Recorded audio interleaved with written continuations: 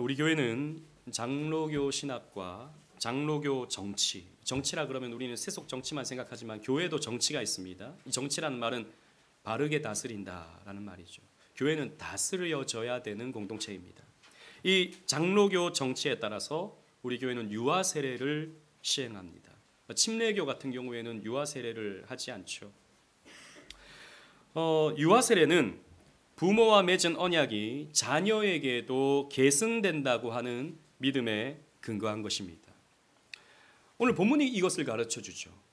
하나님은 그 옛날 아브라함과 언약을 맺을 때에 아브라함뿐만 아니라 아브라함의 대대 후손과 언약을 맺겠다라고 말씀하셨습니다. 따라서 하나님은 아브라함의 하나님이 되실 뿐만 아니라 아브라함의 자녀와 아브라함의 손주들 또 그 후손들이 다 언약에 참여하게 되는 것이고 그들의 하나님이 되어주시는 것이죠. 이것은 할례라고 하는 구약의 성례를 통해서 확실히 보여주시는데, 여러분, 할례는 난지 8일 만에 받는 것으로서 자기 입으로 신앙 고백할 수 없는 유아들이 받는 것입니다. 그래서 장로교 헌법은 이 할례의 가르침에 따라서 만 2세 이하에 되는 어린이들에게, 유아들에게 유아 세례를 주는 것이죠. 부모의 신앙이 이 아이에게 흘러간다는 것입니다. 올해 그 기도 제목을 제가 다 받았는데요. 안 내신 분들도 있지만 우리 시우가 기도 제목을 다 썼었어요. 시우의 첫 번째 기도 제목이 뭐였냐면 유아 세례 받게 해주세요. 유아 세례 받게. 우리 시우가 이제 초등학교 1학년인데 미안하지만 제가 제 스스로 미안하지만 시우야 너는 유아 세례를 받을 수 없단다.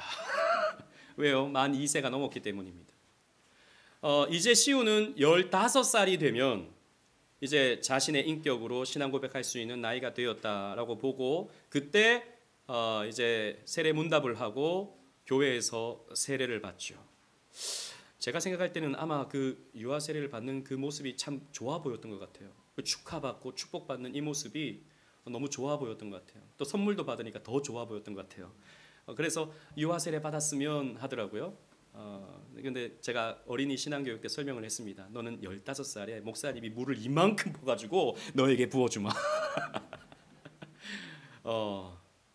나머지 대부분의 아이들은 우리 교회에서 유아 세례를 받았죠. 나중에 유아 세례를 받은 아이들은 나중에 자신의 입술과 자신의 인격과 자신의 지식과 자신의 감정으로 하나님을 믿겠다라고 다짐할 때에 정식적으로 입교가 되는 겁니다. 입교라는 말은 말 그대로 교회에 들어왔다라는 거죠. 교회의 정회원이 되었다라는 것입니다. 그래서 여러분 유아 세례를 받지 못한 것은 전혀 흠이 되지 않습니다. 여러분 유아 세례 받는다고 다 구원받습니까? 그렇지는 않거든요. 여러분 성례라고 하는 것, 세례와 성찬이라고 하는 이 성례라고 하는 것은 우리가 배우는 신앙 고백서와 요리문답에 따르면 구원의 표입니다. 구원의 표. 우리 아이들이 목사님에게 선물을 받았다고 생각해 보십시다. 롯데월드 들어가는 표를 받았다. 우리 세인이가 목사님에게 롯데월드 들어가는 표를 받았다. 이것은요 엄청난 선물입니다. 그죠? 하지만 표를 받은 것 자체가 지금 놀이공원에서 뛰어노는 건 아니에요. 표를 받고 나중에 몸을 움직여서 버스를 타고 가든 지하철을 타고 가든 아빠차를 타고 가든 타고 가서 거기서 뛰어놀아야 노는 것입니다. 표는 그런 의미거든요. 성례라고 하는 것은 그런 의미거든요. 이 아이는 구원의 표를 받는 것입니다. 하지만 구원 그 자체는 아닌 것이죠. 나중에 자신의 신앙으로 고백함을 통해서 이 청년이 혹은 이 청소년이 구원받은 사람이구나 라고 하는 것을 우리가 다 눈으로 확인하게 되는 것입니다. 이것이 바로 입교, 교회에 들어옴의 의미가 되는 것이죠. 헌법, 우리 고신헌법 예배모범 30조에 따르면 입교를 이렇게 설명하고 있습니다. 여러분 주보를 보십시오. 주보에 보면 제가 기록을 해놨는데요. 제가 한번 읽어보겠습니다. 눈으로 잘 따라와 주시기 바랍니다. 입교가 뭐냐? 교인에게서 출생하여 유아 세례를 받은 자녀들은 교회의 권고와 치리하에 있다. 교회와 부모는 이들에게 성경을 가르치고 주기도문과 사도신경과 교리문답을 익히게 하며 기도하는 것과 죄를 미워하는 것과 하나님을 경외하며 주 예수 그리스도를 사랑하고 순종하는 것을 마땅히 가르쳐야 한다. 이들이 여기 죄송합니다. 오타입니다. 성년이 된 다음에 이들이 출생하면서 교회의 교인이 된 것을 알게 하고 요아세레시의 부모가 대신 고백했던 그리스도에 대한 신앙이 이제는 자신의 신앙임을 고백하고 교회 앞에서 고백하고 성찬에 참여할 수 있게 하는 것을 입교라 한다라고 설명하고 있습니다. 오늘 제가 주보에 실수를 했어요. 우리 주보 순서에 우리 그 입교식 순서가 들어갔어야 되는데 우리 하준이 이름이 들어갔어야 되는데 이름이 안 들어갔습니다. 다 알고 있죠, 그죠? 우리 오늘 입교가 진행된다는 걸 다 알고 있습니다. 우리 오늘 방아준 운동원이 입교식을 갔는데 헌법이 설명하는 이 입교의 성경적 근거가 무엇인지 또 이 헌법이 가르치고 있는 입교를 우리 교회는 어떻게 실천해야 하는지에 대해서 함께 말씀을 상고해 보면서 함께 감사하는 시간 또 함께 은혜를 나누는 시간이 되었으면 좋겠습니다.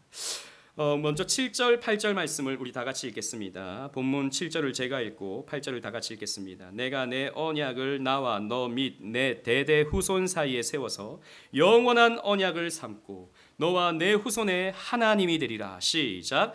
내가 너와 내 후손에게 내가 거류하는 이 땅 곧 가나안 온 땅을 주어 영원한 기업이 되게 하고 나는 그들의 하나님이 되리라. 아멘. 하나님의 언약은 아브라함에게만 머물지 않았습니다. 아브라함의 아들 이삭에게, 이삭의 아들 야곱에게, 야곱의 12 아들들에게 하나님의 언약이 흘러가죠. 그리고 야곱의 이름은 우리가 잘 아는 것처럼 창세기 36장에서 이스라엘로 바뀌게 됩니다. 그 이스라엘 자녀들이 이스라엘 민족을 형성하게 되는 것이죠. 그런데 바울은 로마서에서 이 이스라엘이 신약 시대에 오면 영적 이스라엘, 즉 교회로 갱신되었음을 설명해 줍니다. 여러분, 저와 여러분들이 아브라함의 언약 아래에 있는 사람들이라는 사실을 여러분 꼭 기억하셔야 됩니다. 수천 년 전에 하나님이 아브라함에게 베푸셨던 그 언약이 흘러와서 수천 년이 지난 오늘날 저와 여러분들에게 갱신된 것이죠. 저는 자세하게는 잘 모르지만 우리 방 집사님의 아버지는 저 신도봉교회 그 부모님은 신도봉교회 직분자로서 쓰임을 받으셨습니다. 할아버지는. 또 어머니인 우리 유지은 집사님의 아버지는 신도봉교회 장로님이시고 또 교회 직분자로서 쓰임을 받으셨죠. 그 할아버지의 믿음이 이 엄마 아빠에게 이어졌고 이 엄마 아빠의 믿음이 우리 하원이를 시작해서 하준이 또 예하까지 흘러가게 되는 것입니다. 우리는 그래서 오늘 무엇을 보느냐? 아브라함에게 주셨던 그 언약이 우리 하준이 할아버지에게 주셨던 그 언약이 흘러와서 우리 하준이에게 성취가 되는구나 라고 하는 것을 오늘 이 입교식을 통해서 보게 되는 것입니다. 자, 다시 한번 헌법을 보십시오. 유아세레시의 부모가 대신 고백했던 그리스도에 대한 신앙이 이제는 자신의 신앙임을 교회 앞에서 고백하고 라고 했습니다. 그래서 제가 지난주에 쉬치문답 할 때 물어봤습니다. 하준이의 하나님은 어떤 하나님인가? 딱 이 말을 했어요. 하준이가 지금까지는 엄마 아빠가 하라는 대로 신앙생활을 해왔고 가르쳐주는 대로 그냥 신앙생활을 해왔지만 지금은 이제 제가 생각할 때 제가 하나님을 찾고 제가 하나님을 하나님이라고 믿을 수 있다는 것을 고백할 수 있습니다 라고 딱 대답을 하더라고요. 그걸로 됐지 더 다른 뭐가 필요하겠습니까? 그렇습니다. 유아세레 시대에는 부모가 대신 신앙 고백을 했는데 이제는 그 아이의 신앙이 되는 것입니다. 여러분, 이게 자동으로 되는 게 아닙니다. 노력한다고 되는 것도 아닙니다. 윽박지르면서 가르친다고 되는 것도 아닙니다. 하나님의 언약이 흘러가야 되는 것이죠. 그래서 이제 하준이의 하나님이 되어주시는 것입니다. 여러분, 이것을 믿는다면 우리는 크게 보면 두 가지의 유익을 저는 생각해 봤는데요. 두 가지의 유익을 생각해 봐야 됩니다. 첫 번째는 뭐냐면 자녀들은 부모의 믿음을 전수해 준 것을 감사하게 되는 것이죠. 이것을 우리가 믿는다면 이 입교라고 하는 과정을 통해서 내 믿음이 부모님을 통해서 온 것이구나 라고 하면서 부모님께 감사하게 되는 것이죠. 여러분, 믿음의 부모를 만난다는 것은 말로 다 할 수 없는 축복입니다. 저는 불신 가정에서 자랐거든요. 저희 어머니는 절에 다니셨습니다. 제가 절도 다 마찬가지긴 하지만 매주마다 절에 가는 게 아니라 일주일에 한 번 4월 초파일에 가서 우리 가족 잘 되게 해주세요라고 비는 것이죠. 제가 교회 가는 걸 그렇게 싫어하셨습니다. 한 집안에 종교가 2개면 집안이 망한다. 그래서 교회 가면 안 된다. 나가지 말라 하니까 더 나가고 싶더라고요. 지금까지 신앙생활을 해오고 있는데 감사하게도 저희 어머니는 또 지금 신앙생활을 하고 계셔요. 어쨌든 저는 너무 부러웠습니다. 부모님이 교회를 나와서 이 5월달 가정의 달이 되면 가족 특송이 있는데 가족들이 나와서 고마워라 임마누엘 예수만 믿는 우리 집 찬양을 하는 게 저는 너무너무 부러웠어요. 우리 엄마는 언제 교회 나오시나? 우리 엄마도 구원을 받아야 되는데 이런 생각들을 했었죠. 물론 여러분 믿음의 부모가 아니더라도 얼마든지 신앙을 가질 수는 있습니다. 그런데 여러분 이것은요 쉬운 게 아닙니다. 우리 한국 교회는 부흥의 시대를 거쳤기 때문에 1세대들이 많죠. 1세대들이 70년대 80년대 그때 예수를 믿게 된 분들이 엄청 많습니다. 근데 오늘날은 점점 줄죠. 지금 여러분 어느 교회를 가도 대부분의 아이들은 대부분의 SFC 중고등학생 어린이들은 다 믿는 부모 아이들이 나옵니다. 믿지 않는 부모 밑에서 오는 아이들은 거의 찾아보기가 힘들어요. 이 부흥의 시대가 점점 끝나기 때문입니다. 이건 사실 교회 역사 속에서 항상 그래 왔습니다. 교회 역사 속에서. 그래서 예수를 믿는다는 것은 예수를 믿는 부모를 통해서 이루어지는 거예요. 그래서 내가 예수를 믿고 내가 구원을 받는다라고 하는 것은 나에게 믿는 부모가 있었다라고 하는 것에 대한 감사로 이어지게 되는 것이죠. 믿는 부모 아래에서 태어난 자녀들은요 부모의 기도를 받습니다. 말씀으로 양육을 받습니다. 참된 신앙이 어떤 것인지 가장 가까이에서 배우고 감동을 받게 되는 것이죠. 물론 믿음의 부모들도 다 완전하지는 않습니다. 부족함도 있어요. 하지만 이 모든 점을 고려한다 하더라도 믿는 부모를 가진 자녀들은 복을 받은 것이에요. 그래서 우리 아이들에게 아까 부모님에게 감사해라. 집에 가면 믿음을 가진 엄마라서 믿음을 가진 아빠라서 너무 감사해요 라고 인사하라고 했는데 할지 안 할지 잘 모르겠어요.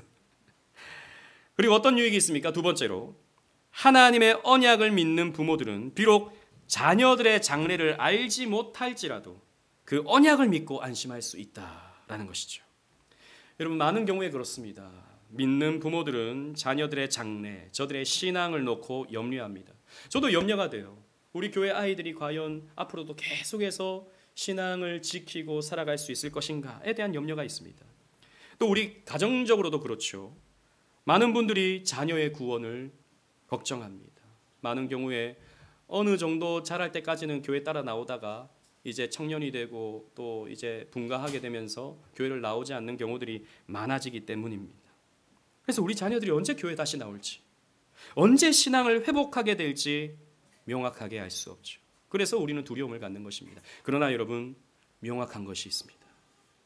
무엇이 명확합니까? 하나님의 언약이 명확합니다.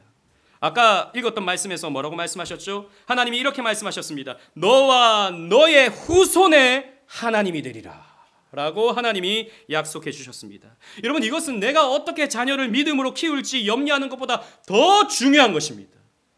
내가 자녀를 불러놓고 너 언제 교회 나올래? 너 어떻게 신앙생활 할래? 라고 잔소리하는 것보다 더 능력 있는 그 무엇입니다. 하나님의 언약은요.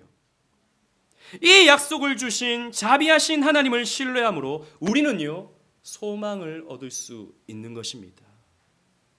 내가 노력해서 되는 게 아니거든요. 내가 애쓴다고 되는 것도 아니고 내가 잔소리한다고 되는 것도 아니거든요.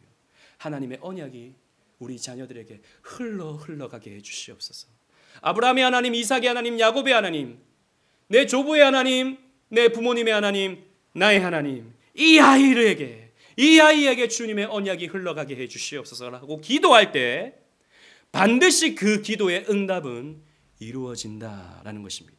그때가 언젠지는 모르죠. 그래서 우리는 불안하죠. 그러나 우리는 이 언약을 믿고 신뢰할 수 있어야 되는 것입니다. 그리고 9절 10절 말씀 보십시오. 제가 9절을 읽고 10절 다 같이 읽겠습니다. 하나님이 또 아브라함에게 이르시되 그런즉 너는 내 언약을 지키고 내 후손도 대대로 지키라. 시작. 너희 중 남자는 다 할례를 받으라. 이것이 나와 너희와 너희 후손 사이에 지킬 내 언약이니라. 아멘. 하나님께서 언약해 주시고 이 언약에 따라 지켜야 할 그 무엇을 주십니다. 이것을 우리는 율법이라고 하는데, 이 율법은 아브라함에게 주셨던 율법은 할례라고 하는 율법이었습니다. 할례 여러분 잘 아시죠, 그죠? 우리 갈라디아서를 통해서 여러 차례 살폈었는데 구약 시대의 성례가 할례였습니다. 이것을 아브라함 너도 지키고 너 후손들에게도 지키게 하라라고 명령하신 것이죠. 여러분 그렇습니다. 하나님과 언약을 맺었다고 해서 자동적으로 신앙이 자라가는 것은 결코 아닙니다. 그죠? 오늘 우리 하준이가 입교를 받는다고 해서 자동적으로 믿음이 끝까지 물론 우리는 완성된다고 믿어요. 하나님의 주권에 의해서. 하지만 가만히 있는다고 되는 것은 아니라는 것입니다. 우리의 열심과 우리의 노력과 율법에 대한 순종을 통해서 신앙이 자라고 신앙이 튼튼해지고 성화를 거쳐 영화까지 이르게 되는 것입니다. 여기서 중요한 것은 이제 입교를 받는다는 것은 어떤 의미냐면 그 언약 준수의 책임이 부모에게서 이제 끝나고 입교를 받는 본인에게로 옮겨지는 것을 의미합니다. 무슨 말이냐면 지금까지의 하준이의 신앙은 부모님 책임이었습니다. 그런데 이제 오늘 입교를 받잖아요. 서약을 하잖아요. 이제 그 다음부터의 하준이의 신앙의 책임은 누구에게 있느냐? 하준이 본인에게 있어요. 하준이 아멘입니까? 아멘 했습니다. 예, 본인 책임입니다. 부모는 할 만큼 한 거예요. 부모는 이제 인격이 자랄 때까지 할 역할을 다 한 겁니다. 그 다음부터는 누구에게 하나님이 책임을 물으시는가? 본인에게 물으시는 거예요. 그래서 이제는 부모님 탓을 할 수 없고 다른 환경 탓을 할 수 없게 되는 것입니다. 그래서 입교를 받는다는 것은 이제 나의 신앙은 나의 열심과 노력과 책임으로 세워가겠습니다 라고 고백하는 것이죠. 그래서 여러분 또 하준이의 측면에서 이렇게 봤다면 이제 입교로 나가야 하는 자녀들을 둔 부모님의 책임을 우리는 또 동시에 생각해야 됩니다. 아직 입교받지 않은 자녀를 둔 부모님들은요, 나에게 책임이 있구나 라고 하는 것을 생각하셔야 됩니다. 여러분 장성할 때까지 이 자녀가 스스로 언약의 책임을 질 때까지 부모가 신앙으로 아이를 이끈다는 것은 쉽지 않습니다. 뭐 어떤 경우는 아이가 워낙 순종적이어서 부모를 잘 따르게 되는 경우들도 있죠. 그러나 사람이 다 똑같지 않거든요. 성향이 다르고 자세가 다릅니다. 그래서 이 죄성을 가진 인간을 이 거룩의 자리로 이끄는 것은 너무너무 어려운 일입니다. 여기에 우리의 지혜가 필요해요. 어떤 지혜가 필요하냐? 제가 좀 역사의 배경을 두고 좀 설명을 드리겠습니다. 우리가 경계해야 될 것, 자녀들을 믿음으로 교육할 때 경계해야 될 첫 번째는 지나친 엄격주의입니다. 아이를 지나치게 엄격하게 신앙으로 가르치려고 하는 것이죠. 물론 저는 엄격해야 된다고 생각합니다. 신앙만큼 엄격할 것이 또 어디 있겠습니까? 하지만 지나친 것은 문제가 된다는 것이죠. 미국이 독립하기 전 17세기의 청교도들은 목숨 걸고 대서양을 건너서 미국으로 왔습니다. 이들은 교회의 머리가 그리스도지 교회의 머리가 왕이 될 수 없다라고 하는 이런 신념으로 목숨 걸고 대서양을 넘었어요. 대서양을 건너는 동안에 수많은 사람들이 죽었습니다. 뭐 지금이야 안전하게 배가 이렇게 건조가 되지만 그때 당시는 배가 파손되는 경우가 너무너무 많았습니다. 목숨 걸고 바다를 건너는 거예요. 그러니까 이 신대륙에 와서도 열정적으로 신앙생활을 했습니다. 그런데 문제는 40년이 지나면서 그들이 자식을 낳죠. 자식에 또 자식을 낳습니다. 근데 문제는 그 자손들의 신앙이 그 부모 세대와는 너무 다르더라라는 것이죠. 이들은 목숨 걸고 신앙생활을 해왔는데 예수 아니면 죽는다, 성경 아니면 죽는다, 이 자세로 신앙생활을 해왔는데 이 자녀들은 성경을 잘 안 읽어요. 기도도 잘 안 해요. 예배 시간에 좁니다. 뭐 이런 문제들이 일어나는 것이죠. 그래서 이 자녀들을 어떻게 볼 것인가? 신자로 볼 것인가, 신자로 보지 않을 것인가에 대한 문제가 초창기 미국 교회에 있었습니다. 미국 초창기 교회는 장로 교회보다도 회중 교회가 주류였는데요. 이런 문제가 있었습니다. 여러분 어떻게 생각하십니까? 이들은 예배는 나옵니다. 예배는 드려요. 근데 너 정말 하나님 믿어? 라고 하면 긴가민가합니다. 왜? 그때 다시 정말 하나님을 믿는다는 것은 매일매일 성경을 몇 장씩 읽어야 되고 매일 아침 저녁으로 기도해야 되고 정말 모든 삶이 기독교적인 삶이 되어야 회심했다라고 보는 그런 시대였거든요. 근데 이게 안 나오는 거예요. 이 자녀들에게. 이게 안 되는 거예요. 그러니까 부모님들이 봤을 때 회심 안 했다라고 본 것이죠. 불신자다라고 본 것입니다. 그래서 이들에게 성찬을 주지 않았어요. 회심의 분명한 증거가 없는 자녀들에게 성찬을 주지 않아요. 교회는 나옵니다. 그 말은 잘 들어요. 근데 진짜 믿어? 여러분 그 청교도들의 책 가운데 매튜 미드라고 하는 청교도가 쓴 유사 그리스도인이라는 책이 있습니다. 진짜 그리스도인과 가짜 그리스도인. 그 책을 지금 읽잖아요. 지금 읽으면 대부분의 성도들은 불신자가 됩니다. 왜? 그 기준이 너무 높아요. 저도 좀 긴가민가합니다. 그 기준에 따르면. 이러니까 교회 안에 갈등이 생기는 것이죠. 성찬을 안 주는 겁니다. 더 문제는 뭐냐? 그 자녀들이 자라서 또 아이를 낳습니다. 그러면 그 자녀들에게는 유아세례를 줘야 됩니까? 이 문제가 발생하는 거예요. 여러분 어떻게 생각하셔요? 유아세례를 줘야 됩니까? 성찬을 받지 않는 이 교회 안의 사람들에게 자녀를 낳았는데 유아세례를 줘야 됩니까? 이런 문제가 생기는 거죠. 그러니까 이 미국 초창기 교회에서 결정하기를 성찬은 주지 않지만 그 자녀들의 자식은 유아세례를 주자라고 하는 이런 사실 일관적이지 않은 설명하기 어려운 결정을 하게 됩니다. 이것이 중도 언약. 그러니까 반쯤 흘러갔다라고 보는 중도 언약의 문제가 됩니다. 여러분 부모님의 눈으로 보면 자녀들은 언제나 부족해 보입니다. 기성세대의 눈으로 보면 우리 자녀들의 신앙은 언제나 약해 보입니다. 옛날에 그랬다지 않습니까? 저 아폴론 신전에 오랫동안 고대 사람들이 쓴 낙서 가운데 하나가 요즘 애들은 버릇이 없어. 그랬다지 않습니까? 지금 수천 년이 지났는데 요즘 사람들도 그 말합니다. 요즘 애들 버릇이 없어. 여러분 우리는요 이런 상황 속에서 하나님의 언약이 우리 자녀들에게 흘러가고 있다는 믿음이 동시에 우리에게 필요합니다. 너무 엄격하게 이 정도는 돼야 신앙인이지. 저도 사실 한 20살 혹은 20대 후반, 30대 초반에는 그렇게 막 엄격하게 하는 게 진짜 신앙이다. 이렇게 나이브하게 신앙생활하는 거 가짜 신앙이다라고 생각했어요. 그런데 그게 한편으로는 율법주의고 한편으로는 교만이라는 것을 저는 좀 스스로 생각하게 되었습니다. 교만이다 한편으로는. 저는 이전 교회에서 사역을 하면서 큰 교회였습니다. 장로님만 한 60명 되는 교회였어요. 근데 문제는 그 장로님 자녀들 가운데 한 50~60%는 교회를 안 나와요. 그 장로님들, 제가 섬겼던 교회 장로님들 진짜 삶의 전부가 교회입니다. 거기 굉장히 엄격하게 신앙교육하는 그런 교회였어요. 근데 장로님들 자녀들이 교회를 안 나와요. 제가 아는 그 장로님 자녀는 이런 경우가 있었습니다. 예배 시간에 아이가 존다. 그럼 그날 집에 가서 난리가 나는 거예요. 회초리를 맞는 거예요. 그리고 예배 시간에 딴짓하고 성경 안 읽고 이러면은 또 맞는 겁니다. 그러니까 아이가 교회를 생각하면 공포의 대상인 거예요. 교회 때문에 아빠가 나를 미워하고 교회가 나를 인정해주지 않는다. 교회 때문에 아빠가 나를 인정해주지 않는다. 라고 하는 생각을 하는 겁니다. 물론 아주 극단적인 상황입니다. 다 그런 건 아니에요.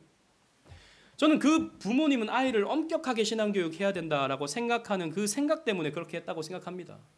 하지만 이런 것이 바로 지나친 엄격주의죠.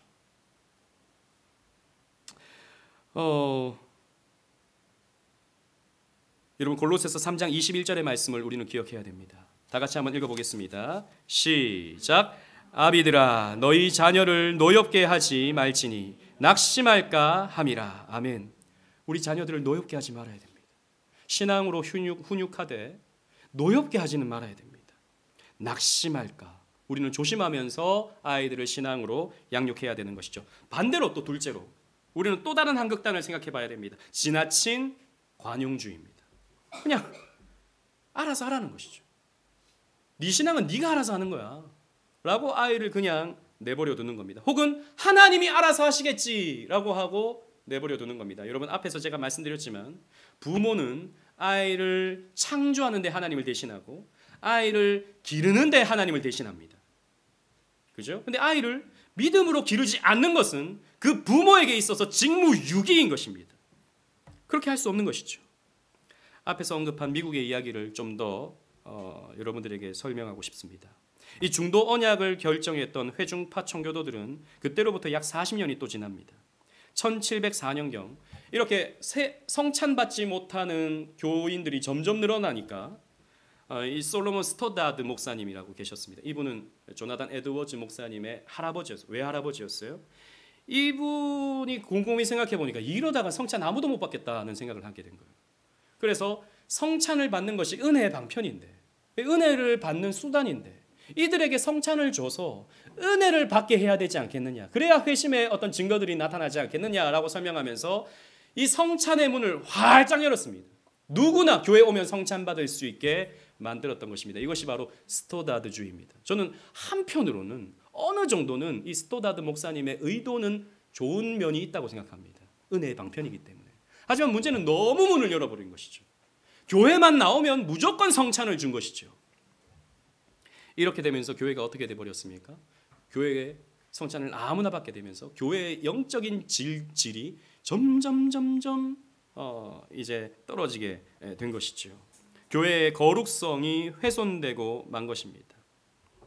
여러분, 이렇게 회심의 증거를 자녀에게서 찾지 않고 그냥 교회에 나오는 것으로 만족해서는 안 됩니다. 사람은 가만히 두면 죄로 물듭니다. 특히 자녀들은 더욱 그렇습니다. 무엇을 배우느냐에 따라서 점점 그 인격이 형성되죠. 그래서 여러분, 교회라는 말은 가르칠 교자잖아요. 가르쳐야 되는 것입니다. 계속 가르침을 받아야 됩니다. 그리고 그 교자, 물론 이건 성경적인 근거가 있는 것은 아니지만 뭐 한자를 두고 본다면 그 가르칠 교자의 맨 위에 보면 부수가 회초리 회자가 들어가 있습니다. 그죠? 그러니까 엄격하게 가르쳐야 된다라는 것이죠. 훈계해야 된다라는 것입니다. 잠언 13장 18절 말씀 우리 다 같이 한번 읽어보겠습니다. 시작. 훈계를 저버리는 자에게는 궁핍과 수욕이 이르거니와 경계를 받는 자는 존영을 받느니라. 아멘. 그래서 이 스토타드 목사님이 은퇴하시고 난 이후에 조나단 에드워즈 목사님이 이 노샘프턴 교회를 담임하게 되었을 때 이 조나단 에드워즈 목사님이 시행했던 가장 결정적인 사역이 뭐였냐 하면 성찬의 거룩함을 회복시키는 거였습니다. 성찬을 거룩하게 해야 된다.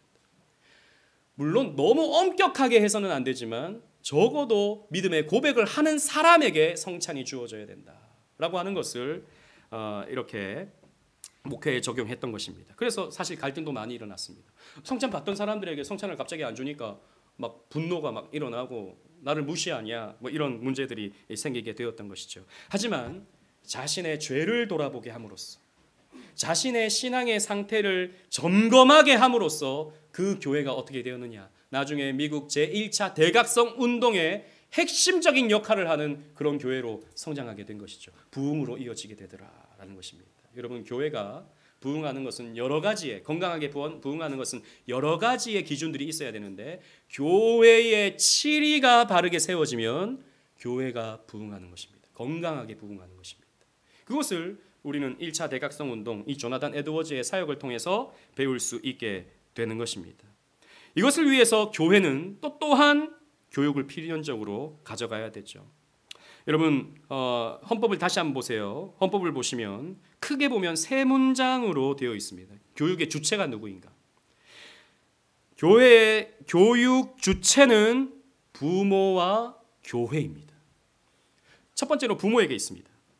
아이들에게 교육을 시키는 것은 여러분 일주일간에 하루는 교회에서 교육이 이루어지지만 남은 6일은 가정에서 이루어지는 거예요. 신앙교육이. 그래서 교회와 부모가 함께 신앙교육을 이루어 가야 되는 것입니다. 여러분, 우리 교회는 지금도 우리가 보고 있지만 아이들이 함께 예배를 드리고 있습니다. 아이들이 함께 예배를 드리는 이유가 무엇입니까? 우리 교회는 그냥 우리 교회는 작으니까 나누어서 따롭게 할 수가 없으니까 같이 예배 드리는 것입니까? 아닙니다. 그렇지 않아요. 아이들도 어쩌면 불편하고 어른들도 어쩌면 불편합니다. 근데 왜 우리가 이렇게 하는 것이죠? 부모님들이 아이를 함께 보는 것입니다. 우리 아이들이 어떻게 하나님 앞에 예배드리고 있는지, 어떻게 말씀을 배워가고 있는지 부모님들이 보는 것이에요. 그래서 훈육이 이루어져야 되는 것입니다. 그냥 아무렇게나 예배드려서는 안 된다라고 하는 것을 가르쳐야 되는 것입니다. 그리고 또 함께 우리 교회는 교회가 그것을 가르치는 것이죠. 때로는 선생님이, 때로는 봉사자들이 아이들과 함께 앉으면서 아이들에게 예배를 가르치는 것입니다. 그런 목적으로 우리는 함께 예배를 드리는 거예요. 대부분의 교회는, 큰 교회들은 교회를 오면 아이들을 주일학교에 넣습니다. 넣는다는 표현은 좀 그럴 수 있어요. 주일학교에 보냅니다. 그리고 부모님들은 본 예배를 드리죠. 예배를 마치면 아이들 이제 끝나고 데려갑니다. 어떻게 예배 드렸는지, 어떻게 찬송하는지, 어떻게 기도하는지 못 보죠. 근데 우리는 다 봅니다. 다 오픈되어 있습니다. 그래서 여러분, 때로는 여러분들에게 부담이 될 수도 있어요. 우리 아이가 어떻게 예배 드리는가, 이것이. 그러나 여러분, 거룩한 부담입니다. 그것을 통해서 우리는 아이들을 가르치는 것이죠. 둘째로 무엇을 가르쳐야 됩니까? 교육의 내용이 어떤 것입니까? 성경을 가르치고 주기도문과 사도신경과 교리문답을 가르쳐야 된다라고 되어 있습니다. 지금 우리 교회는 주일 예배 전에 아이들이 먼저 이 성경의 내용을 30분 동안 목사님에게 교육을 받습니다. 오늘 설교 내용을. 그래서 우리 아이들은 설교를 2번 들어요. 먼저 듣죠. 그리고 오후에는 또 성경의 큰 그림, 킹덤 스토리라고 하는 책을 통해서 성경의 큰 그림들을 공부하고 있습니다. 우리 SFC 운동원들은 웨스트민스터 소유리 문답 공부했고 지금은 사도신경 10계명 주기도문 배우고 있습니다. 보세요. 우리는 헌법에서 가르치라고 하는 것을 배웁니다. 많은 경우에 그렇게 말합니다. 목사님, 아이들에게 요리문답 가르치는 것은 너무 어려운 것이 아닙니까? 아이들 뭐 성경도 잘 모르는데 무슨 요리문답부터 배웁니까? 여러분, 어른들은 성경 다 잘합니까? 아니에요. 요리문답은 성경의 요약이거든요. 요리문답을 배우는 것이 성경을 배우는 것입니다. 그리고 요리문답의 언어가 좀 딱딱할 수 있지만, 여러분, 제가 얼마 전에 그런 목사님의 이야기를 들었었는데 어느 강남의 교회는 아이들 조기 교육한다고, 아이들 그 선행학습한다고 아이들이 교회를 못 나온대요.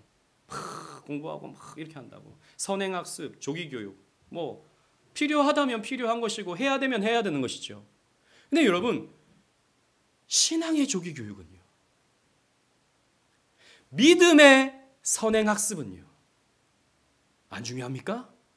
중요합니다. 지금 이 아이들 지금 표정이 별로 안 좋은데 지금 믿음의 선행학습을 하고 있어요. 그죠? 본 예배 드리면서 이 가운데 10%만 들어도 성공. 오케이, 좋아요. 괜찮은 겁니다. 조금이라도 아브라함 할래 요 단어만 들어도 괜찮은 겁니다. 어릴 때부터 찬송가 부르면서 어른이 부르는 찬송가로 공부하는 겁니다. 맨날 그 아이들 부르는 거, 아이들 하는 거, 요것만은 유아적인 신앙을 벗어날 수가 없는 것이죠. 조기 교육해야 되는 것입니다. 그래서 개혁신앙 강좌 때도 우리 주한이 앉아 있어야 돼. 우리 시우도 앉아 있어. 요즘 너무 잘합니다. 여러분, 주보를 보십시오. 이 설교 노트 보셨습니까? 우리 시우 설교 노트를 한번 보세요. 얼마나 잘해놨는지. 지난주에 제가 떠든다고 야단쳤는데 제가 회개해야 됐습니다. 선생님한테 물어본 거예요. 이거 어떻게 써야 되는 거예요? 이거 단어 어떻게 쓰는 거예요? 물어본 것입니다. 아이들에게 신앙 교육을 제대로 해야 되는 겁니다. 세 번째로 교육의 실천을 가르쳐야 됩니다. 기도하는 것과 죄를 미워하는 것과 하나님을 경외하며 주 예수 그리스도를 사랑하고 순종하는 것, 이건 여러분, 이건 지식으로 되는 게 아니거든요. 지식은 가르치면 되는 거지만 이거는요, 전인격적인 교육이 이루어져야 되는 것입니다. 말로 되지 않아요. 잔소리로 되지 않아요. 제일 중요한 것은 부모가 실천으로 보여주는 것입니다. 이 믿음이 얼마나 귀한 것인지, 기도하는 것이 얼마나 가치 있는 것인지, 죄를 미워하는 것이 얼마나 중요한 것인지, 하나님을 경외하는 것이 얼마나 영광스러운 것인지 부모님이 삶으로 자녀에게 가르치지 않으면 자녀들은 이것을 배울 수가 없어요. 많은 경우에 저도 그렇습니다.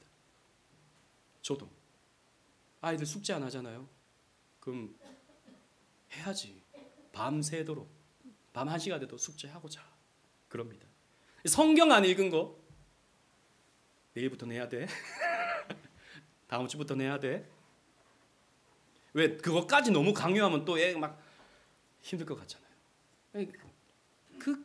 균형을 잡는 것이 필요해요. 근데 여러분 수학 문제 10문제 푸는 것이 중요하고 성경 읽는 것은 덜 중요합니까? 제가 또 잔소리를 좀 하나 해야겠는데 우리 점점 지금 우리 그 교육 시간이 점점 늦어지고 있어요. 원래 10시 10분인데 10시 20분 지금 25분까지 왔어요. 학교를 그렇게 늦습니까? 학원을 그렇게 늦을 때도 있긴 하지만 그렇게 자주 늦나요? 정기적으로? 그렇지 않지 않습니까? 저는 이건 자세라고 생각합니다. 이런 것이 자세라고 생각합니다. 어떤 자세로서 우리가 하나님을 섬길 것인가? 우리 부모님은 주일 예배 드리는 것을 정말 목숨처럼 여겼어. 이것을 통해서 자녀들은 보고 배우는 겁니다. 주일 예배는 목숨처럼 섬겨야 되는 거구나. 성경 읽는 것은 수학 10문제 푸는 것보다 더 중요한 것이구나. 이것을 삶을 통해서 우리가 보여줘야 되는데 우리는 점점 이런 것들을 놓치고 있으면서 세상이 더 중요하고 공부하는 게 더 중요하고 성공하는 게 더 중요하고 신앙은 나중에 좀 잘하면 되지. 나중에 좀 열심히 하면 되지. 이렇게 생각하면서 아이들이 중요한 시기를 다 놓쳐버리게 되는 거예요. 여러분 전인격적으로 가르치셔야 됩니다. 보여주지 않고 너는 열심히 해. 아빠는 못하지만 너는 열심히 해. 이렇게 가르쳐서는 안 될 것 같아요. 저도 회개하겠습니다. 저는 교회 와서 성경 읽고 교회 와서 책 보고 설교 준비하고 하고 집에 오면 좀 쉬고 싶잖아요. TV 보고 스마트폰 보고. 그러니까 가만히 생각해 보니까 우리 아이들이 아빠를 어떻게 보는가? 맨날 스마트폰 하는 사람. 좀 그렇게 보는 게 아닌가? 그래서 제가 스마트폰은 교회에서 좀 하고 집에 가서 좀 해야겠다 이런 생각도 좀 있습니다. 그런 모습을 보여주는 게 너무나도 필요한 것이죠. 말씀을 맺겠습니다. 우리 오직은혜 교회는 오늘 하나님의 언약 성취를 보는 것입니다.